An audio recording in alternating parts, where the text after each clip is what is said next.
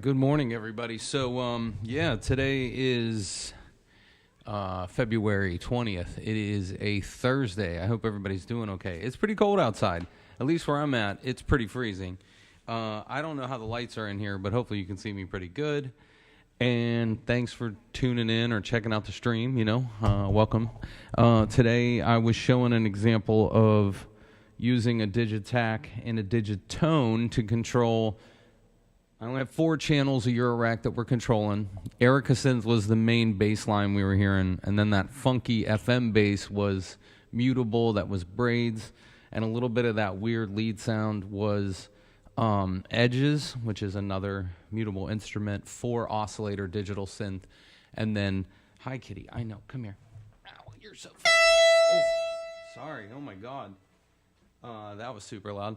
But then the idea that, yeah, when we are sequencing here on the channel, the idea that I'm sequencing 4 channels of Eurorack right now in this example, and then we were using about 8 drums from the Digitakt. Now, I wanted to show the example because I hear a lot that people get stuck in the middle of making loops, right? So when we would say, hey, I'm stuck, I keep just looping the same thing, I wanted to show an example. Good morning. It's good to see you. Hi. I wanted to show an example of, like, you could have a loop of the same stuff and you're muting things and you're bringing things in and out. And the elements that I like to kind of work with are basically 2 bass lines and then 2 lead lines. The second lead line I was using was synthesis technology, and I think it was an E330 into a 4MS envelope VCA module, right? So my patches are pretty super simple. The idea that I wanted to show people who get stuck in loop land that you have to actually play your stuff. And I'm going to make another example here. I'm going to make another bit of music, and I'll change genres and I'll pick something else. And then I'm going to show everybody how I made this particular one. So I'll do the same exact thing when I work on the next part, right? The idea too that, we need to make a baseline, like a ground point where you're like, oh, I think I know what he's saying. So go run away. Basically the baseline that I mean, like the base of what we're working on is always a drum pattern, some drum that's helping me call out the genre, what I'm working on. And then I usually do a bass line. Those are the first 2 things. So I'm basically going to say new pattern, and then both of these go to the next pattern because they're just program changed, right, with each other. And then my setup is so easy.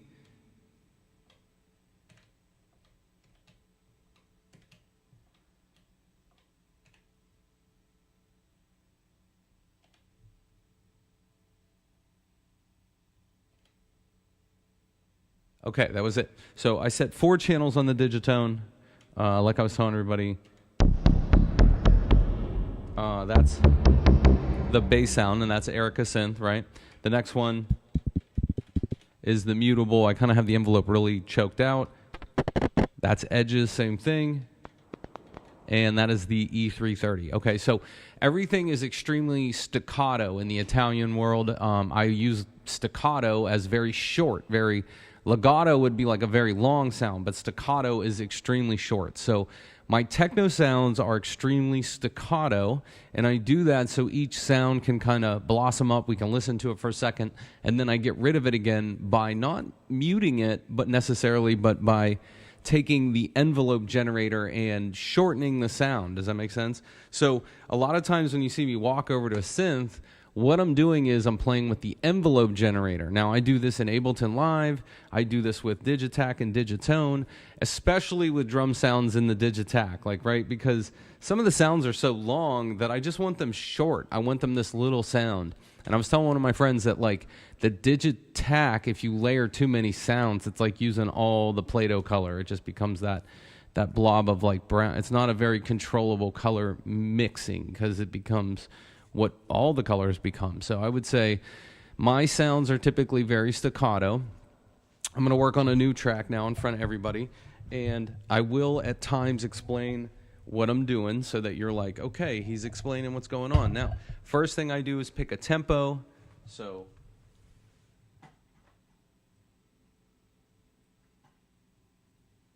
and I just pick 90, and then I start the playhead in Ableton. You see all the clocks start running, right? And then I make a drum beat. Like that's the very first thing I do. Now, in this example, I'm going to use 808 drum sound, so I'm just going to load an 808 kick from the samples.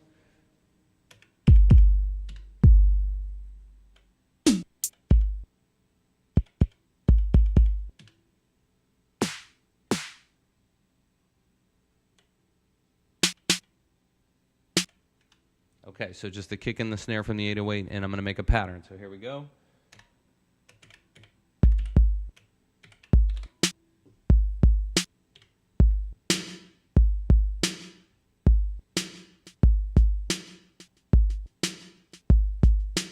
Easiest thing, kick and snare. Those are the first two things I start. And then I'm going to work on the bass line. So this just gets me kind of going. I may throw a couple other drums in, so you'll see me load a couple other drums.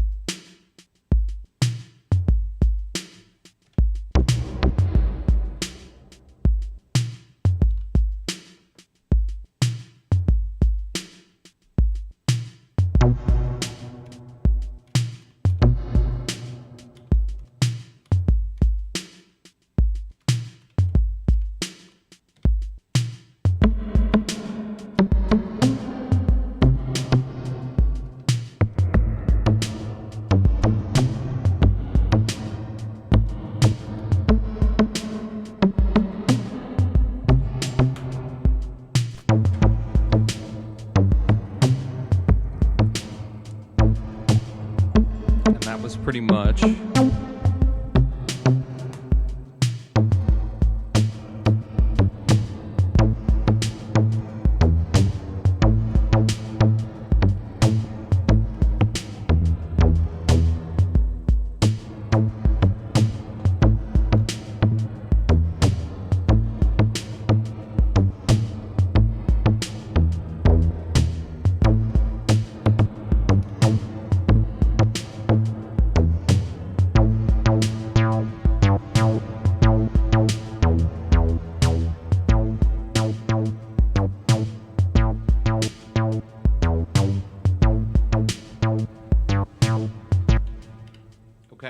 So, real quick, you saw that drum beat, bass line. Those are like the first two things I kind of work on.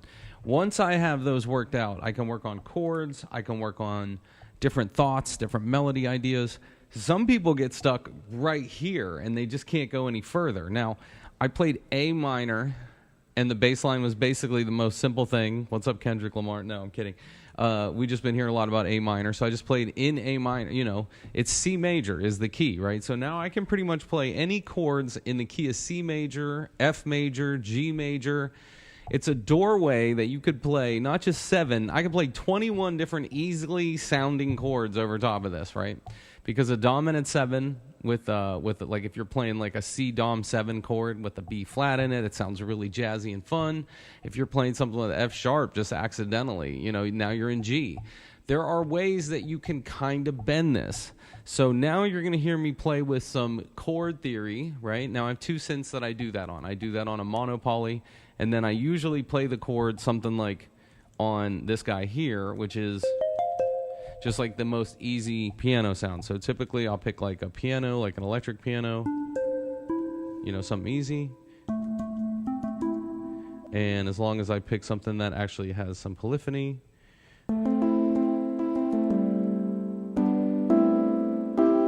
So those chords could really easily fit over top of this. Now, the other key when you're recording your music, okay? Now, loop-based music, sometimes people get bored because they're working in like one 4-bar loop. The idea that 16 bars of the drums, and at the end of the drum, there's going to be a fill.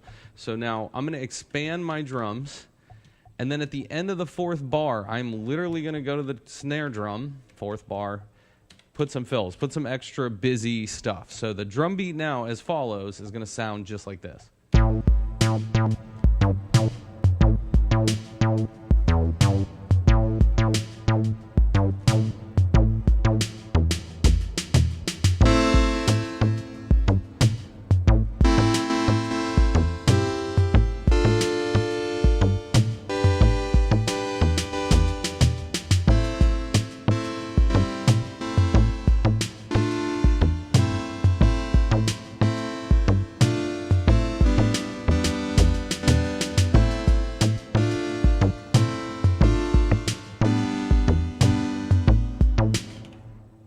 Already got it. Okay, so I'm going to play a C minor, and then I'm going to play, the next chord is just like the inversion, which is a D minor, and then I'm going to play G as my landing key, okay? So I'm going to do that here now because I can sequence this, where this is where, just like I said, I get my ideas.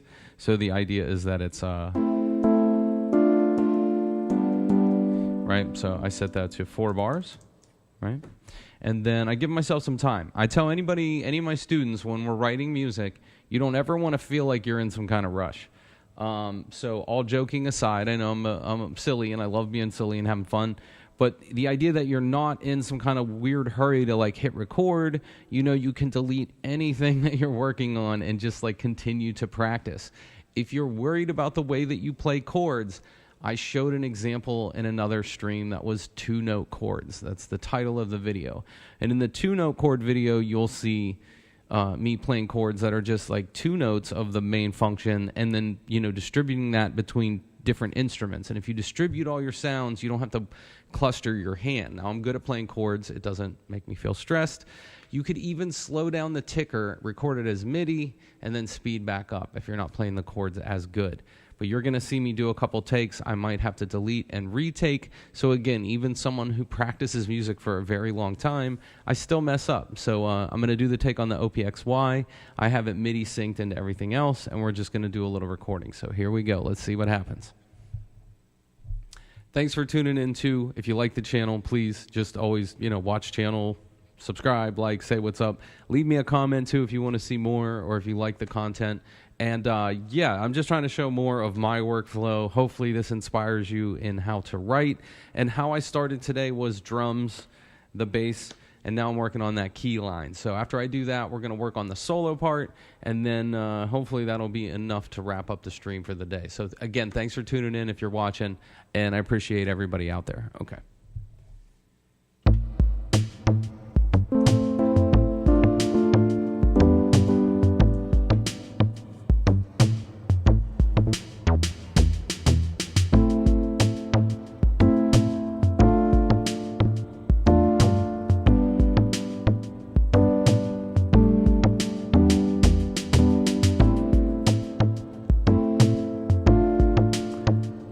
Another chord in there, it's like right there. So instead of playing G twice, I played a G sus2 or G9.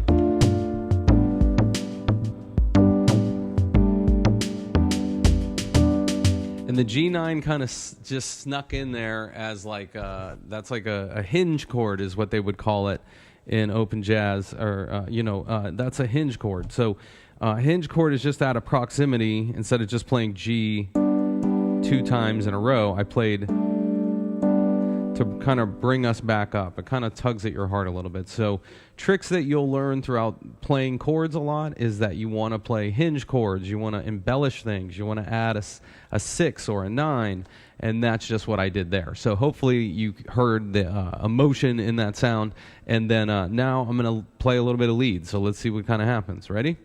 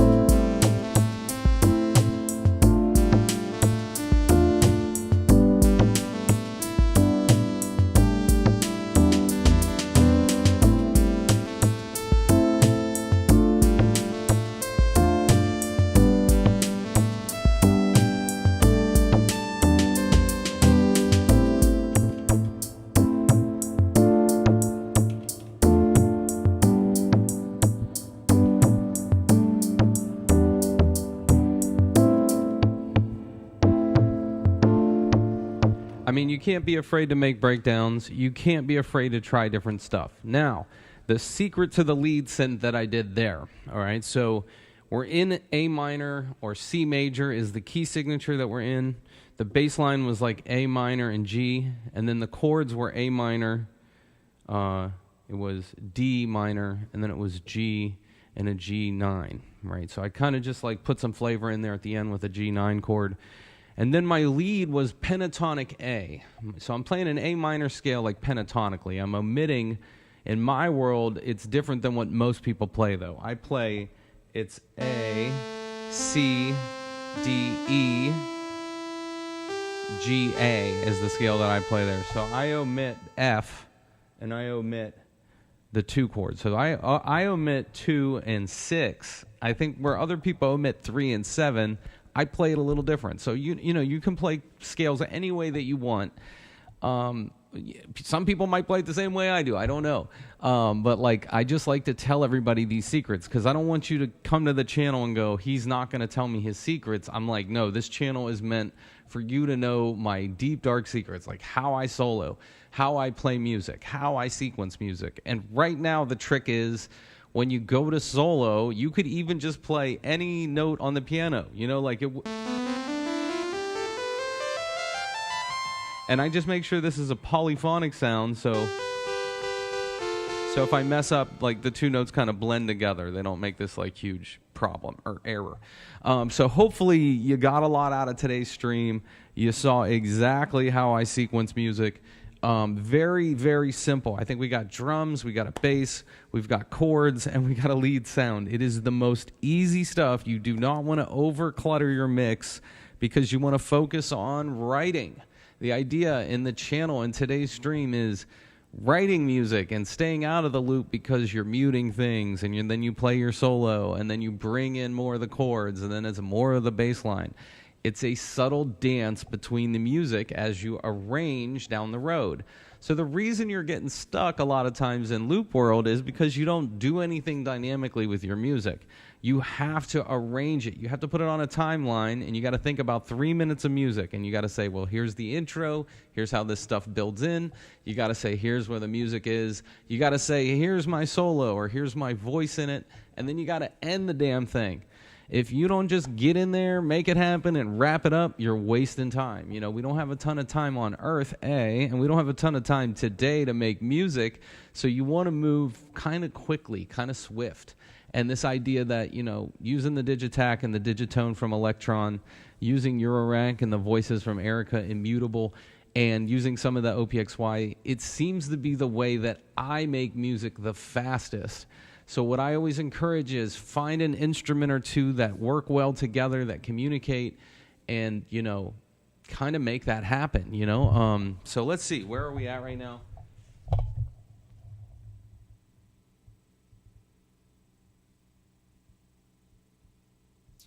What controller? Okay, so the control, thank you. Hey everybody, thanks for tuning in. This is the mono poly. I'm just using this as the synth inside of it. It's a 4-voice synth, and I'm playing it as the keyboard. That sound you're hearing is the mono poly. It's kind of like my favorite filter. I also have the filter on a slider. This is called the +3 from Loop Pop and Endorphins. So this is how I control a lot of my stuff. And then, yeah, what you're looking at here is the Digitakt and Digitone. Sorry, if you're wondering what this is my my Nintendo Switch, and this is the Ableton Move. So the controller I use a lot of times is Ableton Move.